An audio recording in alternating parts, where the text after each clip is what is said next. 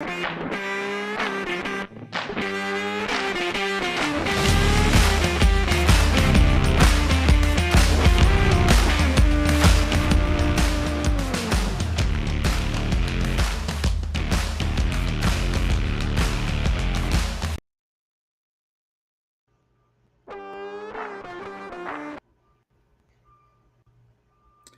evening, everybody. Welcome to another edition of ILEETA Live. What are we at? 243 days until the next ILEETA conference. Not that I'm counting or anything, but what was it, like Oh, it's so 270 long. last time we met? So we are getting close. Tonight, we have another very special guest, Team One Network's John Meyer.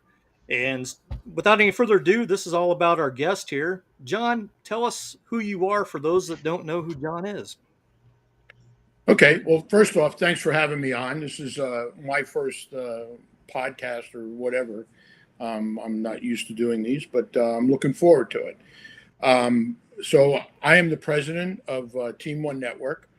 This is our 20th anniversary, and that's what we've been preparing for. We have a big instructor conference that we have every year, and we have a big party, and we're doing a reunion for this party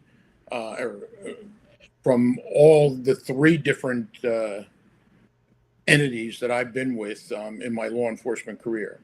So I have people coming from my DOD police days and also my HK days and also Team One. So we're expecting about anywhere from 70 to 80 people for the party for the reunion. And so my background is started Team One in 2003. Prior to that, I was with Heckler and Koch. I started there in 1988. I was an instructor and worked my way up through it.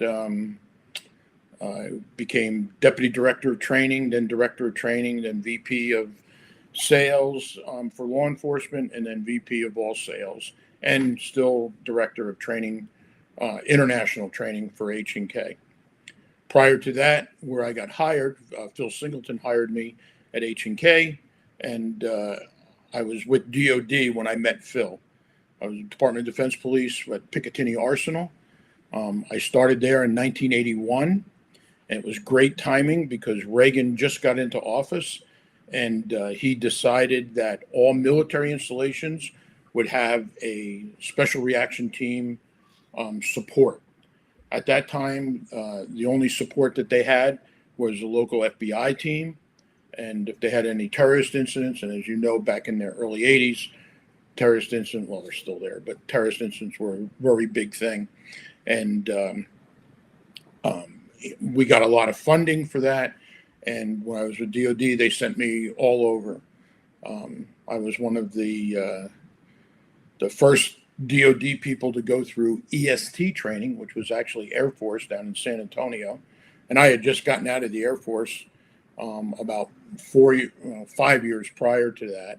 And it was neat going back to basic training camp where I didn't have to pay attention to what the DIs were saying. And so that was nice. But I went through that. Then we were asked. We took the first DOD team through the SRT school down at Fort McClellan, and Joe may have went through Fort McClellan when he was an MP, but we went down there. We took the first DOD team because they didn't think that the DOD people could actually go through the training, survive the training. It was a 2 or 3 week, I think it was 2 week course where you lived there on the base. And you had to do all this stuff. And we had all these young teams that were Army, Marine Corps, Navy, and Air Force were all there. And most of the average age of my team was about 30, and the average age of the military teams were about 21. And they didn't think we could make it. And we did, and that I got attention to some big generals there. And after that, I got asked to come back down and take the next DOD team through the SRT program. So, and they had all the money. They sent me I went and trained with LAPD SWAT right before the Olympics. Then I had an opportunity to go work with ESU and at an NYPD, and so we had a lot of good times. And then Phil Singleton hired me at H&K, and we did a lot at H&K. We had a great team, and there's so much. I don't want to go through that with my background because I'll just bore you to death. But there was a lot of things that were going on. So, and that's how I ended up here now. Um, uh, 40, 40 some years in law enforcement and law enforcement training. So, Well, thanks for your service, and thank you for your continued support for ILEETA. We really appreciate that. Wanted to introduce you before we introduce the rest of the folks here on the panel. Todd Fletcher up there in Canada with Billy Bob Etheridge, and I told them if they're going to have both of you on that you have to speak in Canadian accent. So I hope you've been practicing. And then Joe Willis, we're always here. We enjoy these conversations. And before I kick it over to them for a question, you talked about H&K, and I understand that you may have had an H&K Hummer. Was there a chance? Was there a time in your past that Hummer may have gotten stuck somewhere? God, how do you get that information? My wife on this? He may be. Oh, okay. Yeah. So we did get a Hummer. We actually got two Hummers from a Hummer dealer. Oh, it's down south somewhere. I want to say in Alabama or Georgia or whatever.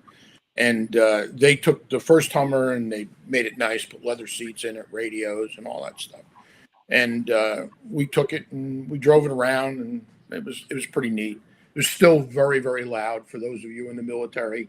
It was just a Hummer with leather seats and still miserable to drive on the road and all of that. But I think I'm trying to figure out, it may have been Jason, my son's birthday. Yeah, it had to be my son's birthday. And we decided to throw them all in the back, and we were going to take them for a little ride. And yeah, I did everything that you're not supposed to do with crossing a gully or a stream or whatever. And I got it stuck. So the short story is, the way my wife likes to tell it, is that after hours, she drove it out, you know, and, she'll tell you that she had to go get a come along because I didn't want somebody to try to tow us out. It would have cost me hundreds and hundreds of dollars to have a tow truck go back to where we were and pull it out. But so we come alonged it out, and my wife drove it out. I have to say that. I have to say that the rest of my life. Oh, I I reached out to your son Jason and asked him for some story I could kind of ask you about, and that was the one that he came up That's the one they pick. That's the one they pick. with. That's the one. Yeah. Okay. Great. Yeah, that's it. So I'll throw it over to Joe. Hey, so since we're in a little bit of this levity space, one of the trademarks of Team One Network is definitely, without a doubt, footwear. Like Loa is a longtime sponsor. We had Jeff Johnsgard on here the other day, or the last month, talking about a wide variety of stuff, reality-based trading kind of stuff, and we'll get to a lot of that with you as well. But what is the preferred footwear of Team One Network? What's John Meyer wearing right now? Yeah. Wow, you guys are really going after. I thought we were talking about training. There it is. Right? Yeah. All right, you all happy now? Okay. So we are going to keep it light. I'm excited. I love these conversations. I look forward to this every month, regardless of who our guest is. But my relationship with Team One, it's no Mr. 801 out there. I have a long-standing, deep relationship with Team One Network. I absolutely love the organization. It's like a family to me. And so I've been looking forward to this one. One of the things you mentioned, H&K, and you kind of breeze through that really quickly, but there's a lot of stuff that folks don't know about the relationship with H&K and Redman and John Meyer, Gary Klugowitz, and the olden days there, that I think when we really talk about the reality-based training and where some things all started to come together, there's some really cool stuff there. Can you give us kind of a thumbnail sketch of what those days were like and a little bit of what happened back then? Sure. Yeah, I would love to, because it's a fantastic. But I probably need to start at my DoD days a little bit, because we ran at DoD. We ran a lot of courses for outside agencies. When I say outside agencies, a lot of police agencies came to Picatinny to take what we called our 6-day TAC team course. And one of the things in that course is that, we ran a lot of scenarios and stuff like that. And basically they were shoot, don't shoot scenarios. You came in, you did raids or whatever. But when it came time where somebody was giving up, or, somebody was just not complying, but you couldn't shoot them, the way we did it back then is you reached up, you touched the guy on the shoulder, or the bad guy on the shoulder, and that made them comply. And you did, whatever your tactics were, happened, and they went down on the ground, and it was easy. And when I got to H&K, I was like, we have to do better than this, because what are we training our people to do? We can shoot them, no problem. Shoot them, no shoot, okay, and then everybody complies. But that's not the real world. We all know that. In real world, I remember I went into a disturbance in a bowling alley, and a guy wanted to be a pain in the ass. I'll try to keep my language right. And I went to grab him. I grabbed him, and I did the whole wrist lock, the whole thing, and it didn't work. And I ended up kicking him in the groin and got him down. But that, and I was like, okay, so what do we do in our training thing when it doesn't work? Because right now it always works. We're always teaching people, okay, you touch the guy, it goes down. So before ASLET in 1990, now back to H&K, right? When we were doing that, I started H&K in '88, and in January of 1990, I saw an advertisement for Gary Klugowicz's active countermeasures course, active countermeasures instructor, and it was happening right before ASLET. And I was going to ASLET anyway for H&K, and I thought, okay, I'd like to go early, and Phil, no problem with that. And I went there, and I went through Gary Klugowicz's active countermeasures course. And I'm like, oh, this is exactly what we need. And he had Redman gear there, and we were doing all different types of strikes, and he was explaining fluid shock and all kinds of different things. But then I asked Gary, I said, Gary, I need to be able to do this while I have a submachine gun slung around my neck, or I have a pistol in my hand. And everything that he was doing then was all empty hand, with no pistol or any or submachine gun. So we talked about that, and at ASLET, I talked to Gary all through the ASLET convention, and we did businessman lunches, or business lunches, I guess they were, where I said, oh yeah, I'll try that.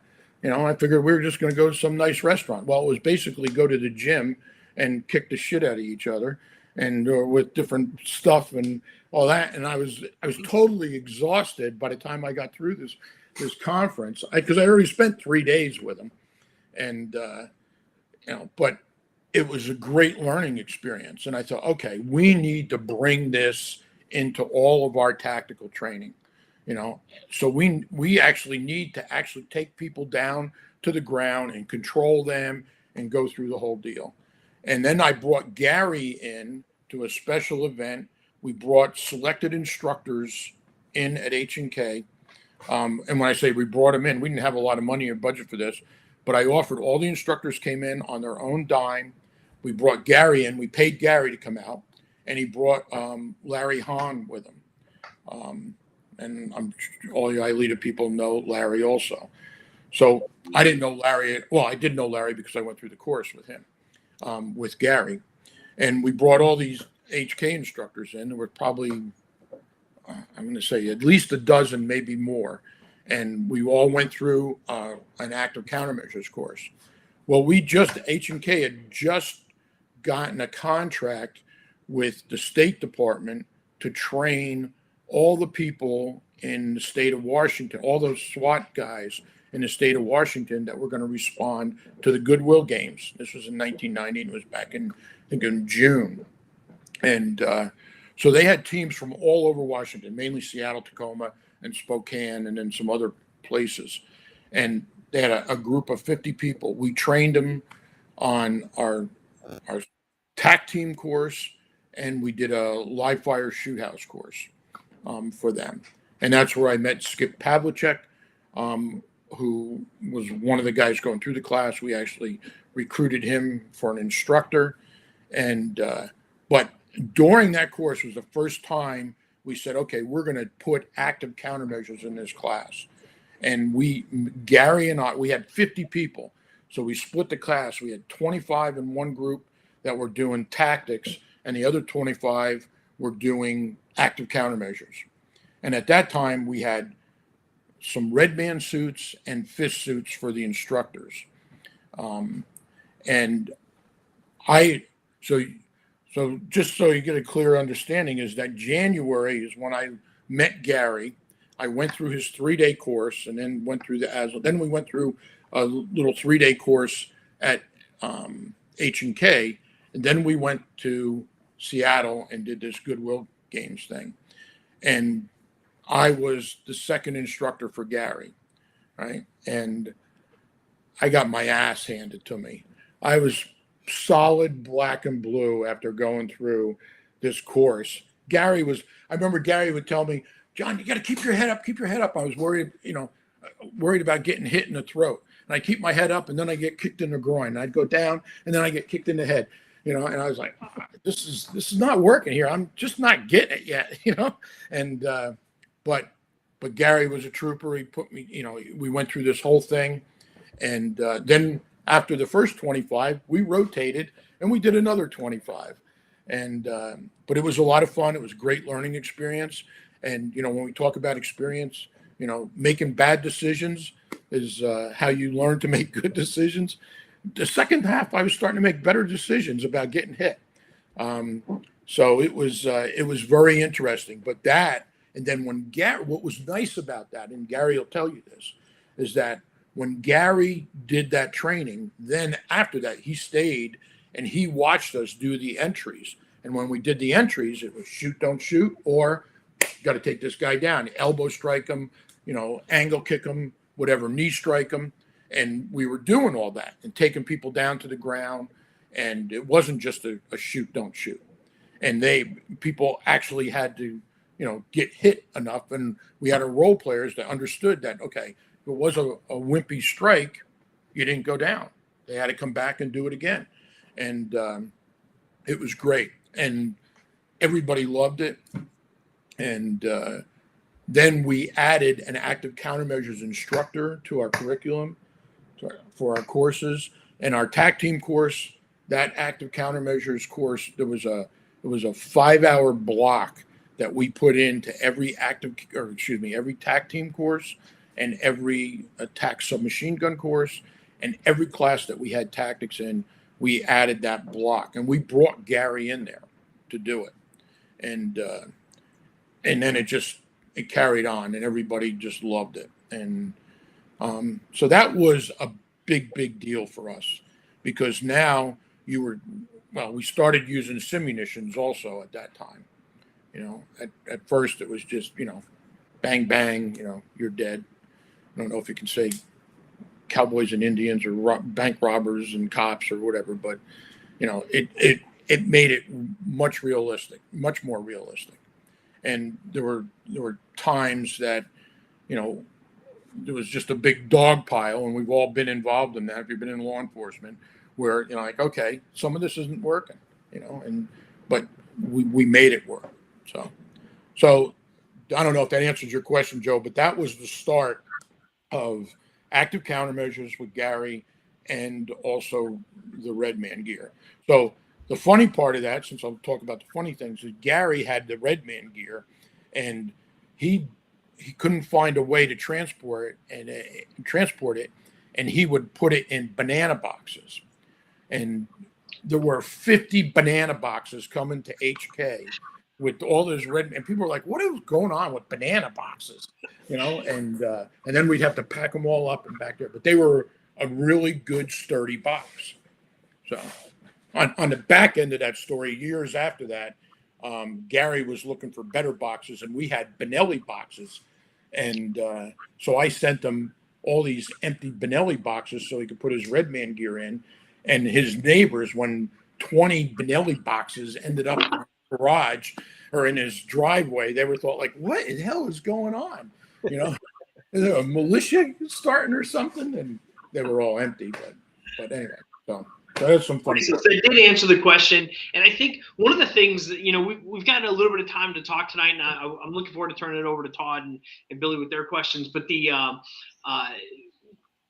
this is what this is all about, right? Is we're going to talk a lot of the history stuff, and there's so much, like the introduction of simunitions and Redman and all the impact gear, all the marking cartridges that kind of came into reality-based training right around that time. I mean, when you wander the halls at ILEETA, you're going to run into John Meyer, Ken Murray, and Gary Klugowitz pretty much in rapid succession at some point in the expo, and there's a tremendous amount of history right there that we just laid out. And speaking of ASLET, I don't know if you even know this story, John, but the first time I met John Meyer, speaking of two figures of ILEETA, was at ASLET.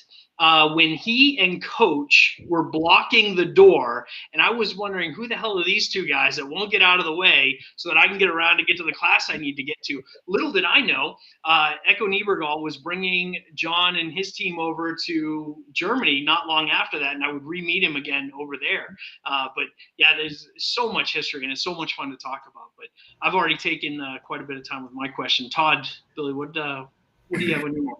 So I've got my own questions, but this kind of flows into something that Billy's got going on right now at his agency. So I'm going to kick it over to Billy. So John, right now we're at my agency, we're building the scenario-based Sims training building and trying to put all that together. And we've never had any of that stuff before. So I'm just wanting to know, what is your piece of advice that you'd give me to build good scenario-based training so my students get the most out of it? Wow. Okay. Well, I mean, it just has to be real, and you have to look at it. The biggest thing is, it's not just, okay, we're going to run this scenario and people, let's see what happens. It's got to be scripted out. You got to know exactly what you're trying to teach them in this scenario. What is happening? The safety is utmost. You have to make sure you're the instructor. You're responsible for everybody's safety, not just the students, everybody's safety. And it's just go through all of it step by step. What are we trying to do? We're still doing that. We just came up with a counter ambush instructor program, and we had a dozen guys working on this and going through the scenarios with cue cards. And the biggest thing is that role players cannot do whatever they want to do or ad lib or anything. They have to stick to the script. But when I say stick to the script, they have to understand what's going on. If somebody doesn't do something that they're supposed to, then they can't just give up. There's no learning experience there.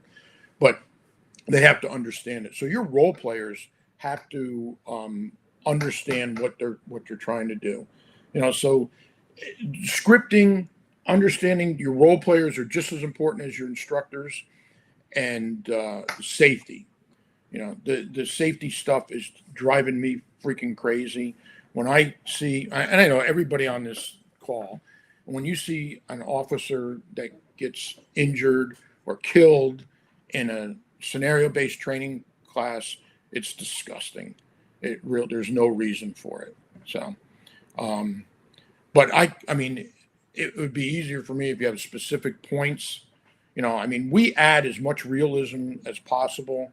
when like our active shooter program, everybody's got, you got noise, you got the radio or music blasting, but we put sprinklers, we put a sprinkler system in and fog to smoke or whatever from gunfire. So all of those elements, all of your senses are being affected, not just sound, and visual, but you want everything to be affected. So I don't know if that answers your question or not. It helps a lot. I kind of want to go back to the HK thing, but I don't want to dwell on the HK thing. Your experience at HK has had a lot of influence on you. So HK training, when I first came into law enforcement, was the best of the best training. It's like, if you wanted to be trained the right way by the right people, you went to HK, right? And so I went through an MP5 operator school. I went through an MP5 armor school. And, one of the people that's been very influential as a mentor to me is Clint Smith. And, he was in that role at HK. You were in that role at HK. And so I don't really want to rehash the HK thing, but I do want to ask you, how did your time at HK directly influence what you do and how you do things now with Team One?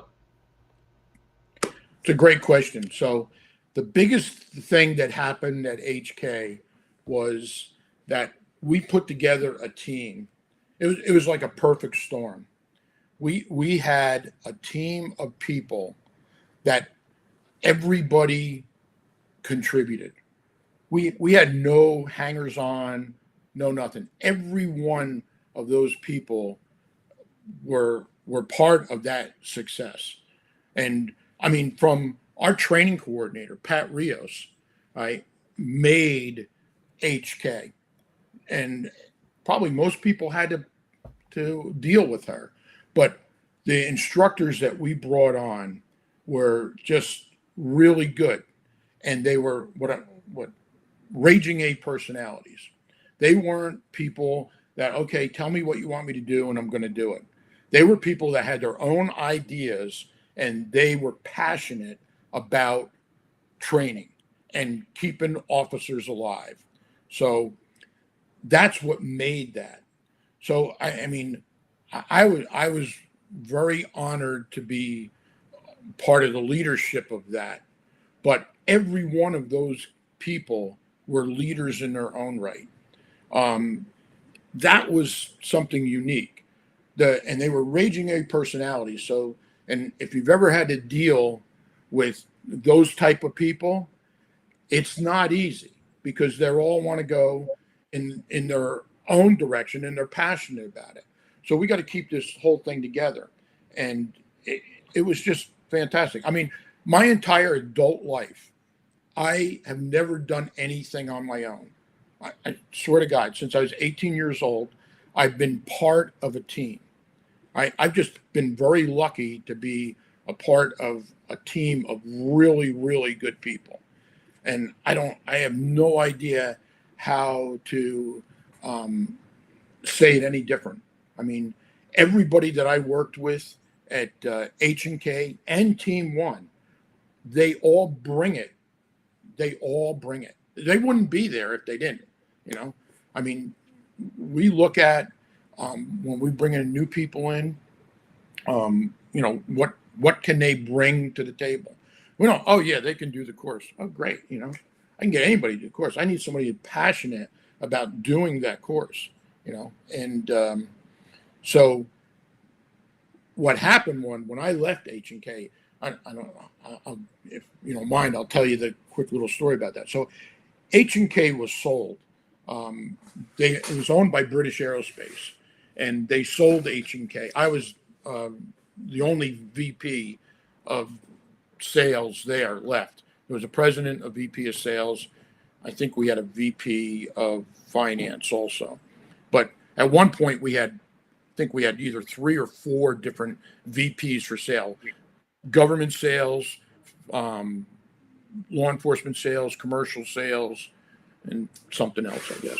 But I basically had all of those when I left. But they sold it, and the new owners decided to put their own people in, and they were extremely good to me. HK, the new owners said, okay, here's your walking papers, but we don't need you. We're going to put our own people. And I would do the same thing if I bought the company. I have nothing bad to say about H&K. But when I left, we had 40 adjunct instructors at HK and 10 full-time instructors. All the adjuncts said, okay, well, not right off the bat, but they stopped working for H&K. Not all of them, but many of them. And they were wondering what I was going to do. And then when I created Team One March, so that was December of 2002, March of 2003, I started Team One Network. And all of those 40 adjuncts all came over. And 5 of the 10 full-time guys had quit already and came over on Team One. So that was fantastic, made me feel good. And we just continued on, and started that. And it was, it was a lot of fun. We didn't start actually training classes until December of 2003. Ron McCarthy taught my first class for Team One, and it was a commander's class. So, but I had known Ron from when I went to LAPD training back in 1984. So, we're not great friends, but we knew each other and we respected each other, So anyway, so that, and then HK decided, I think a year and a half later, that we don't want a training division anymore. And it just basically, they just handed it to me. And I was like, okay, this is great. So that was a good jump start. That answer it? Yeah, I think so.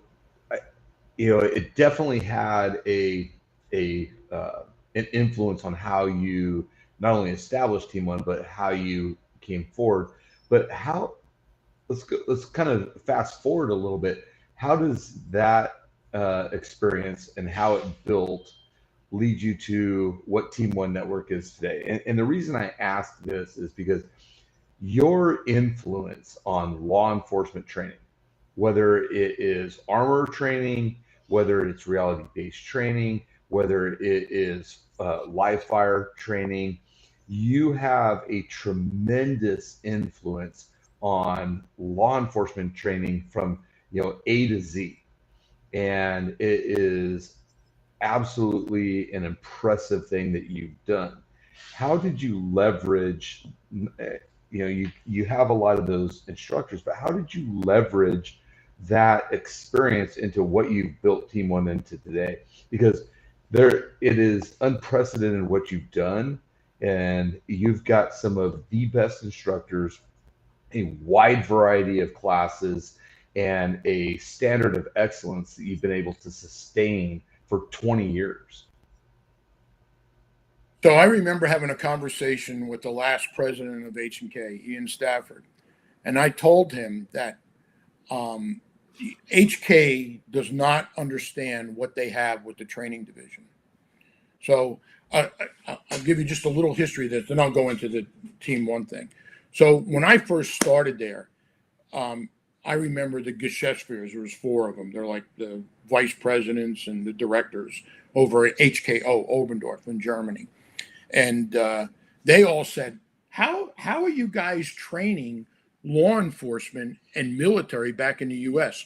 That would never happen in Germany. They will not talk to private entities, manufacturers for training at all. They go to their own people and get that training and develop that training." And I said, well, all of our people all have experience there. They all have past law enforcement or military experience. I said, and people go there because we have time to develop classes, just like all of us here. We work on developing classes and trying to fine tune them. So fast forward, they never thought it would work. Well, that'll work in the U.S., but never going to work in Europe, never going to work in Germany, and all that. So I don't know what year it was, but we went with ILEETA. We did some regional international training conferences, and we trained. There was usually 10 different countries there. Joe, like PID and all that. We did all this training there, and they got to know us.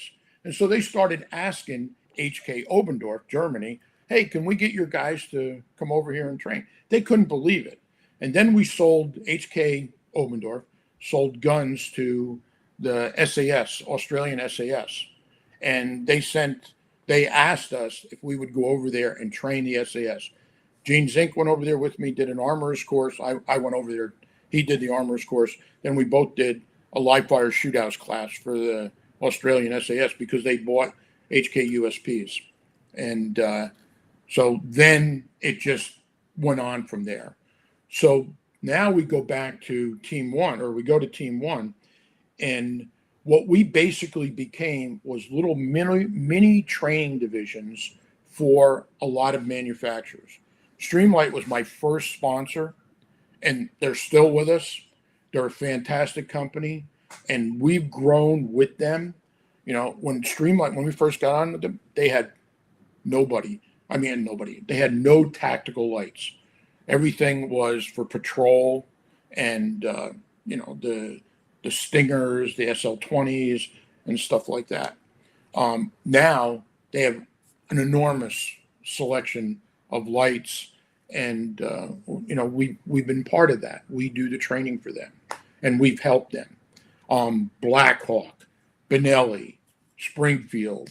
We just got Smith and Wesson on board, and so I mean and we're using that. Like Bushnell right now, they're red dots. You do a fantastic red dot program, but we're using Bushnell and Trijicon red dots, and we're getting them exposure. So when you ask, like, where did Team One come from? I could not survive on just training. We are mini training divisions for all these manufacturers. So, and we do it a little bit different because we don't rely on what's at our training location. We bring what we need. And all of you that have ever traveled know exactly what I'm talking about when somebody says, I got a great range, I got steel targets, and I got all this, and you show up and they got a 6-lane range that's got a berm about 8 foot, and all the steel is all shot up, and you're like, what am I gonna?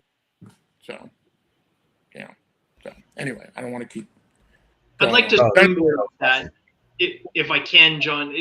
One of the things about the ILEETA conference is the expo, and there is this massive. I mean, if you've been there, but the manufacturers and the sales folks, the products, the industry that comes to this conference, there's quite an array there, and many of them actually have relationships with Team One, and so I think based on what you just shared with us and my understanding of Team One, you're kind of in a unique position to talk about this. The relationship between the trainer and industry. Our trainers that come to ILEETA, they are influential in their agencies, and I'm speaking to our audience right now, but this as well, John. They are so influential in their departments. They are leaders in so many different ways. Can you kind of talk about the importance of trainers keeping their finger on the pulse of technology real quick and how important that is? Yes, absolutely. It is a gigantic thing, because just go back to when you started in law enforcement and think about the equipment that you were using and what you're using now, right? And the technology that's out there. It is absolutely changed. Now I'm looking at 40 years. I mean, I have a picture that Dick Kramer drew of me with an MP5 with an SL-20 hose clamp to the top of MP5. How many people are using that right now? That doesn't happen anymore, and there's no need for that to happen. When we were training, we put the Surefire lights, the the handguard lights on MP5, people were losing their mind. It was like, oh my God, I can shoot in the dark and see what I'm doing. It's just like, it's like, oh, it's so easy. Why didn't we do this before? But with technology, I think it's very important that we understand, the taser. Taser's been great, right? But we can't taser people to jail, all the way to jail. Like, oh, okay, come on, let's go with me. We still have to teach the tactics and stuff to go with that. But all the new technology out there that is available and people are not aware of it or are aware of it, but they don't know how to use it. That's the real scary part.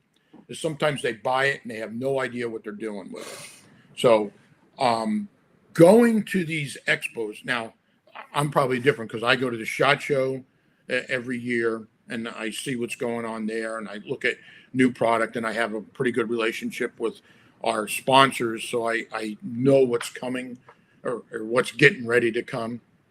But you have to understand that you have the technology out there, but you also have to know how to properly use it. Good technology, it to me, my daughter will appreciate this. I have a brand new Apple computer. All right. I can do about 3 things on it. Right. My email. I cannot use that. And I probably need to go for other training and stuff like that. But that's exactly what I'm talking about, is that, understanding how to use it. And when we're talking, my computer is not a life or death situation, although sometimes I think it is. But when we're talking about cops understanding how to use their equipment, it is a life or death situation, and so the other thing about ILEETA is the almost the perfect size show.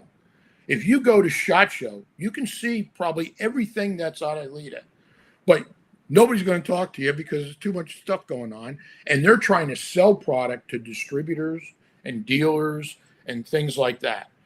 At ILEETA, a guy will talk to you for 20, 30 minutes without any problem and explain everything, and you'll get to know all that. And it's not a sales pitch. He's asking you, how would you use it? This is how we recommend using it. You can see it all. You guys do demonstrations. So that's what's different about ILEETA in the smaller shows. The other thing with that is that you can go to ILEETA and I don't know how many instructors you have there. I'm going to say at least 50, 60 instructors teaching probably 2 or 3 programs while they're there. You can go and look at all these different instructors and see what they're doing with that technology or just talking about that technology. And you get a whole different level. I've always told this to people, is that I've trained with some major departments, and they're very good. But I've trained with guys that have 20-man departments, and they work their ass off to come up with a good. You're talking about a scenario-based program. You watch some of these guys and the education that they have and what they're trying to do on it. Don't blow any of those guys off. I love going to ILEETA and watching what the little guy, he's from a department in Missouri somewhere. I don't know where it is, not familiar with it, but he's got an excellent presentation, and that's extremely important that I think your audience needs to know. Don't go, oh, okay, this guy's from, some big department. I got to go see that. I mean, there's nothing wrong with that, but it's so. Did that answer? It did. I heard 2 important takeaways in there. The last part being, don't discount any of the various programs, because there's been some tremendous things that come out of smaller agencies. And if we look at some of the nation's most critical incidents, some of them occur in the smallest departments with, the smallest resources. And so, a lot of lessons learned from them. And then the other thing I heard you say was the expo is part of the training event. And so to the potential attendees and the leaders who might see this, whether or not we should send somebody, that expo, that opportunity to engage, John hit the nail on the head, that 20 minutes with a manufacturer or a sales rep to really have that conversation, that's part of training. There's learning happening there. So yeah, John, you answered the question definitely. Think about if you were asking a question to pick any manufacturer and you're on the phone with customer service and you're asking them a question, on the phone compared to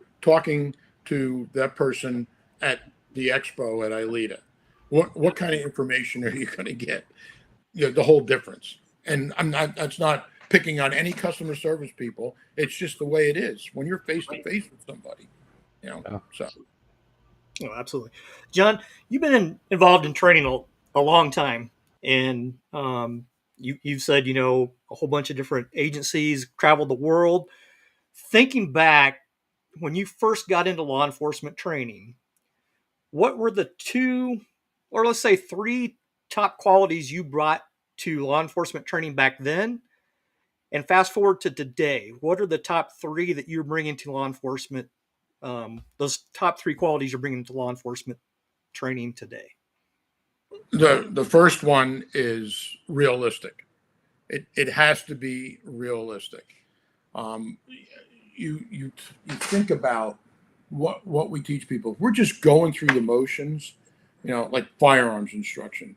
Like, okay, we're going to show you how to hit the bullseye or hit the target or whatever. That's great. That's part of it, right? But now you have to think about, somebody shooting back at you. One of the things that we have is we developed it, and we at H&K was a paint gun that we could put remotely downrange and shoot at people. So now, right, we're trying to teach use of cover as a firearms instructor, trying to teach use of cover, and you're telling people, oh, you're not using the cover right now, and they're doing it. And well, you put a paint gun downrange, right, and we have ballistic protection for it, and we just shoot one round, a paintball round, and it hits that barricade, changes their whole attitude. Because they don't want to get hit with that paintball. So we decided that, okay, you know what? We're going to create a shoot back trailer. We had a trailer that had 7 paint guns on it. It was a 20-foot trailer. Porta-Target made it for us. 6 guns were stationed solid. The other one was worked on a joystick back behind. The instructor could do that with a TV camera pointing at the people shooting. We had 4 barricades that people had to move and engage, and the targets were reactive. They fell down, all right? They popped up and did all this. People were like, you want to see use of cover? Now you can see use of cover, because they didn't want to get hit with that paint gun. And it was so bad that our instructors, when we were done and we were just moving around, everybody would look back to see, like, is there anybody by the controller of the paint guns? Because they knew if they walked in front of that paint gun trailer, somebody was going to shoot their ass. So, but that's what we're talking about, is realism.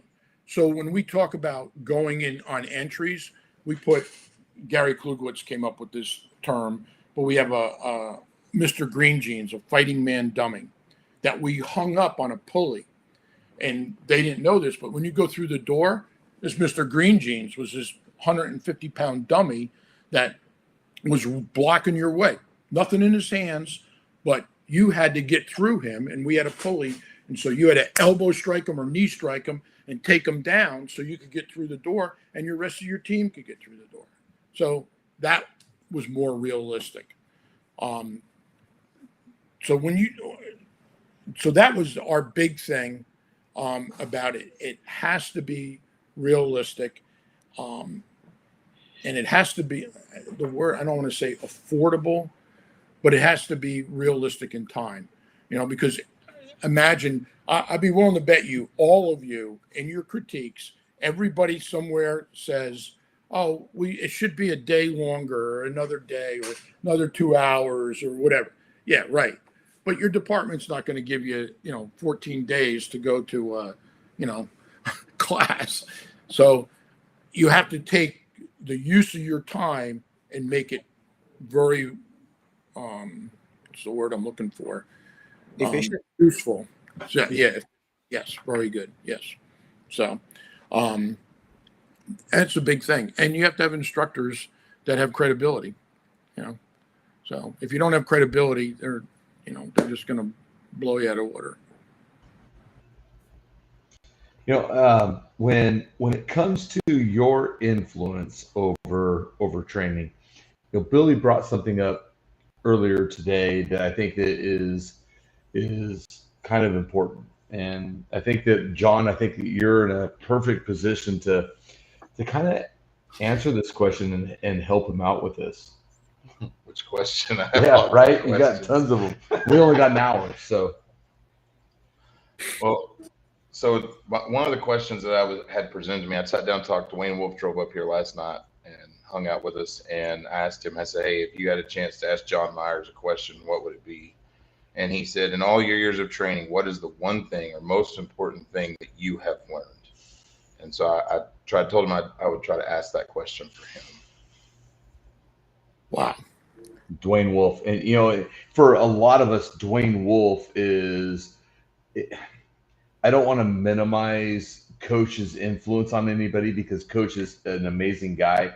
But I think Dwayne is kind of taking Coach's influence over the modern, version of ILEETA, or today's version of ILEETA, where Brian and Joe and I look at Coach as the ultimate mentor. There are a lot of these younger guys that are looking at Dwayne kind of in the same way. And Dwayne that's a great question. I have to go back to the team. You have a team and you listen to them and, you argue over all kinds of things. We've had, I don't want to talk about the product, but I think Joe was there. But we had a product that we were looking at trying to use. And I had instructors that were like, I am never going to use this product. This is going to get officers killed. This is ridiculous. Why are we even looking at this? And other instructors were looking at it. But then it basically, and guys are doing demos and practicing with it and stuff like this and saying, no, it's just not going to work. You get a group of good people and listen to them and try it out. But you have to, that's the other thing. You get somebody who will say, oh, no, I'm not using that. I don't like it because of whatever, Well, okay, why not? Okay, let's try it. Let's go through all that. But you have to respect your team. And like I said, I can't imagine doing anything without a team. If John Meyer went out there and said, okay, I'm going to create a course without any input, I wouldn't do it. I couldn't do it. There's absolutely no way. I have to bounce it off, a lot of people before I feel comfortable with it, And the one thing there's say is that the only reason you're on my team is because you're not afraid to disagree with me. Okay, that's really important. I want people to say, "You're an idiot." This isn't going to work. Now, I shouldn't say that because there's probably some people out there that do work with me, and they're going to say this immediately to me tonight. But I'm pretty sure you just got a phone full of texts. Really, right? But that is extremely important. I always want to have the feedback from people because you can miss something. I can go on and on with stories about where I remember one time we were doing a search with my team at DOD, and I had in my head that we had to learn how to do this grid pattern, and we were going to do this damn grid pattern no matter what. So we were looking for a lost hunter. It was no big tactical thing, and I had somebody just go hide a dummy with an orange vest on it and go hide him in the woods in this area, right?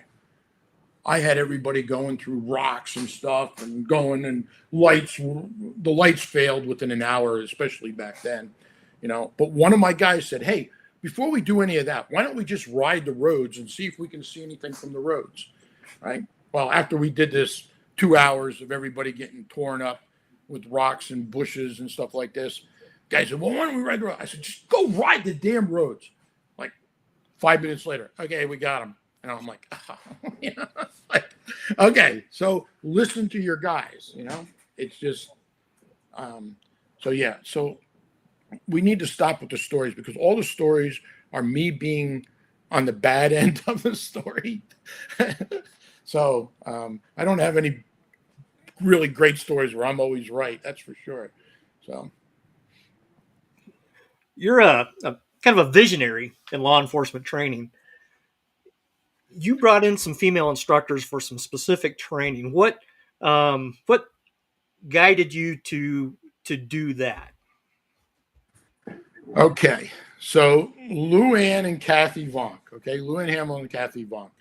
We brought them in because, again, this is what happens: is we go around, we see people that have their poop in a group. Right? I guess I can say that. And we saw that. Actually, I didn't see it. Gene Zink saw it initially, and he talked to me about this. And I'm like, okay, great. And the other thing, I go by our instructors that are on staff. Their recommendation is like gold to me, because they would never bring somebody on the team that can't hold their weight. I know that, So I tell everybody. I mean, we get people that we're putting on all the time, and I tell them, like, hey, this instructor recommended you. I don't need, send me your resume. Just send me a quick bio, but I don't need your resume. I've never seen a bad resume, but the recommendation is golden. That's your golden ticket, And, but anyway, with Luann and Kathy, we saw them, and then we were talking about doing a bike program. I was like, hey, that's great. We haven't done a bike program. I'd love to do it. I don't know anything about bikes. You do. What can we do? And then run them in there, and then we critique, like, okay, what's this? What's that? But Luann and Kathy, they were great, and they fit right in with our group. But we didn't bring them in because they were women. We created a female course, and this was very controversial. And I was at an ASLET conference. I can't think of the woman that spoke, but she was talking about how she trains women, and not because they're weaker or anything like that. It's just because they're built different. And one of the things I always remember is the guy can climb a rope, and what muscles does he use? His chest muscles, his arm muscles. Woman climbs a rope. What does she use? Her leg muscles. That's all the difference. But a lot of times we have a male dominant training area training group that are all males, and they're going to show what works for them. So I watched her explain that, and there was many others. And I said, well, we should have a female officer survival program that we can help females, because they may not be getting the training. And it was all focused on females and what they could do and what they couldn't do. It wasn't about, oh, you're a female and you're weaker or anything. It wasn't that. It was different. Kathy Vonk, I remember I went to a program that Kathy Vonk put on, and I don't know if it was ILEETA or ASLET or ILEETA, but it was about heart monitors, right? And this was way before. The only thing that was out was Polar, no Apple iWatches or any of that. And she did this program, and I went in there, and there was one or two people in the class. And I got in there late, but I sat in there and I listened to our whole program. And I thought, wow, this is so good. It had nothing to do with female anything, but it had to do about heart monitors and watching where your heart is. And she explained where she went into a situation where it was a Middle Eastern group. Anyway, they took the guy out, and it just created all kinds of problems. But her heart rate went from, 80 to like 130 when this guy come running out of the house to protect this other guy. I probably don't have the story completely correct, but the point is, I learned two things about this: about how the heart rate monitor could be useful in training, and also about just understanding that if a guy went and grabbed this guy out of the building, nobody would have been upset. It would have been no big deal. But because a female took a guy out, created all kinds of panic and hysteria. So we need to teach people that. That was 20 years ago at least. So maybe we're over that now. But that's the kind of stuff that you have to look at in your training and talk about that. And we are doing that now. So, but back then we weren't, so.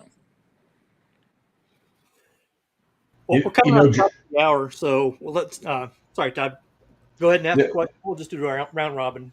I really don't have a question. I just got a comment. I mean, the addition of Luann and Kathy to Team One Network, they are some of my favorite people of all time. Luann has been an inspiration to me, and in a whole bunch of ways, shapes, and forms. And so, good on you to recognize the importance of and the value of their contribution to what we do early on before anybody else, because I think that is absolutely critical to what we do. And it doesn't matter whether it's bike stuff, firearm stuff, leadership issues. It is absolutely critical, and you recognized it before anybody else, and it was an amazing contribution to what we do. So thank you very much. Well, again, you gave me the credit, but it's not all me. It was Gene Zink and other guys, So I don't know what's going on with my video, but it's like, okay. 7 o'clock, 7:02, 8:02 on that other side of the coin there. Joe, any last thoughts, comments for John?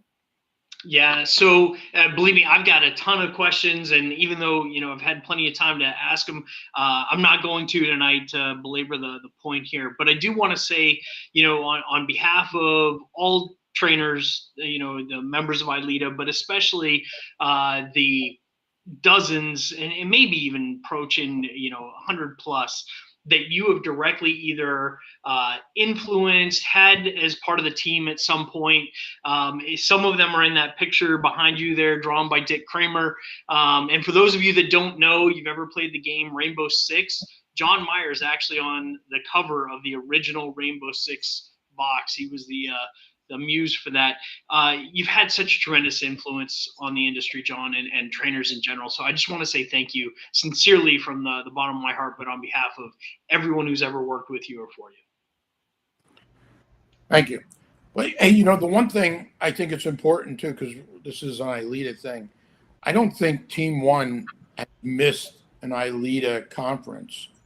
I know I missed one in Wheeling one year because of something that came up, and but Team One is always instructing at ILEETA, and it's a great organization, and it's important that people go to these organizations.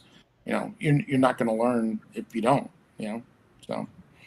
Hey, Brian, if you'll, I know we're at the top of the hour here and we do want to end on time, but John, any guidance for, folks who we're constantly in transition as trainers, and, clearly, a lot of the Team One instructors, yourself, obviously being, the leadership of it, in that private sector space, Brian, myself, Todd, Billy, we're there, but guidance from you for folks who are getting ready to leave, they're looking at trying to either side hustle as a trainer or start a training company, any words of wisdom for those who are looking to venture out on their own? Oh boy, I would just say I that know, loaded question. I apologize for asking it at the end, but I'm sure it's something on everybody's mind. you just have to be consistent and be real. I mean, I've watched Todd and his stuff. I mean, one of the things, I know you're trying to get out of here, but we just had a Zoom meeting. I think you were on it, Joe, with George Harris. I haven't talked to George in years, and he's coming out with a book. And I can't wait to see that book. It's got probably tons of good information. Yeah, I know you guys talked about Ken Murray, looking at all these different books, Dave Spalding, all these guys. I go back. I'm dating myself. Brian Felter wrote a book, had to be 20 years ago, over 20 years ago, that I used as a Bible to just check to make sure I was right.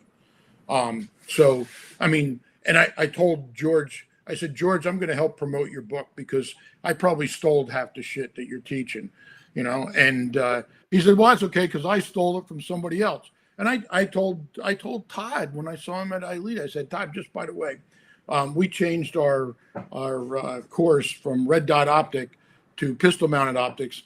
And I didn't come up with that on my own. I saw you did it, so we're doing it. So whatever, but you didn't copyright it, so but we all do that. I mean, we all go to different training and look at that. Nobody's the grand master. It's just there's a ton of people out there, and don't be afraid to listen to people that you've never heard of before. Some of them have the best ideas. Great Yeah. word. Well, you were talking about pistol mounted optics. I will give credit where credit is due. Everything that I do in my business it's been an inspiration from you. You have set the standard. You have raised the bar for what it means to be a private training company within our industry. And there is nobody else that we can point to that has done anything that better than what you've done it, and with the best morals and ethics and the people that you surround yourself with. I really appreciate everything you've brought to our industry. You've been an amazing mentor and inspiration to a lot of us. Well, thank you, but I appreciate that. Billy, any final thoughts, comments, questions? No, I just really appreciate y'all letting me come on here, and it was good talking to John, and thank you for answering my questions. I got a lot of work ahead of me in the scenario-based training and learning how to do that without it turning into a giant paintball match. And so maybe reaching out some more later. John, I want to thank you for taking time out of your busy schedule to be with us tonight. And I also want to thank you for being a huge supporter of ILEETA. Your valued leadership, your inspiration, everything that you do for ILEETA has been noticed by many, and we all appreciate that. I think I speak for everybody at ILEETA, but thank you for bringing Team One to all the ILEETA conferences and bringing your wisdom, your thoughts, and your thoughts from your team. So we all appreciate that. Joe, Todd, Billy, it was a pleasure having you guys on again. We're going to do this one again next month, August 21st. We will have Chip Huth on, retired Kansas City PD. Very good, inspirational thought leader. So please don't miss that. John, hang on. We're going to sign off here in just a second or two, but stick with us on the other side. You all have a great night.